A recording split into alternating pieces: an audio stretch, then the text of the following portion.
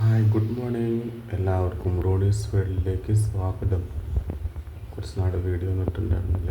എൻ്റെ ചെറിയേട്ടൻ മരിച്ചുകൊണ്ടാണ് വീഡിയോ ഒന്നും വരാനത്. ഇന്ന് എല്ലാവരും പരിചയപ്പെടുത്തുന്നത് മാമ്പഴ പുളിശ്ശേരിയാണ്. ഇത് ഞാൻ നല്ല റെഡിയാക്കിയതാണ്. 4 മാങ്ങ എടുത്തിട്ടുണ്ട്. അതിലേക്ക് ശർക്കര പാനി, തൈര് എല്ലാം റെഡിയാക്കി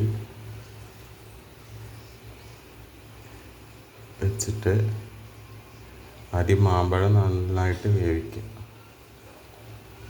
മാമ്പഴം നന്നായിട്ട് വേവിച്ചതിന് ശേഷം അതിലേക്ക് ശർക്കര പാനി ഒഴിക്കുക. അതിനുശേഷം എല്ലാം നല്ല കുറുകി വന്നതിന് ശേഷം തേങ്ങ അരച്ച് ഒഴിക്കണം. പിന്നെ തൈര് 2 പാക്കറ്റ് തൈരുണ്ട്, അതൊഴിക്കുക. എന്നിട്ട് എല്ലാം തീയെല്ലാം ഓഫാക്കിയതിന് ശേഷം മാത്രമേ തൈര് ഒഴിക്കാവൂ, അല്ലെങ്കിൽ അതിങ്ങനെ ഇതായി വരും.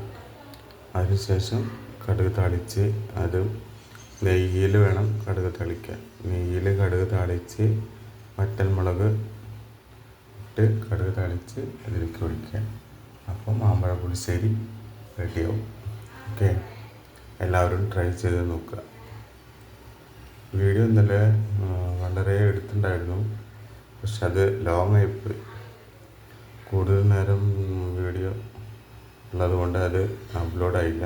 ഇന്ന് ഞാൻ അത് എങ്ങനെയാണ് അത് ചെയ്തതെന്നുള്ളത് പറഞ്ഞു തന്നിരിക്കുന്നത്.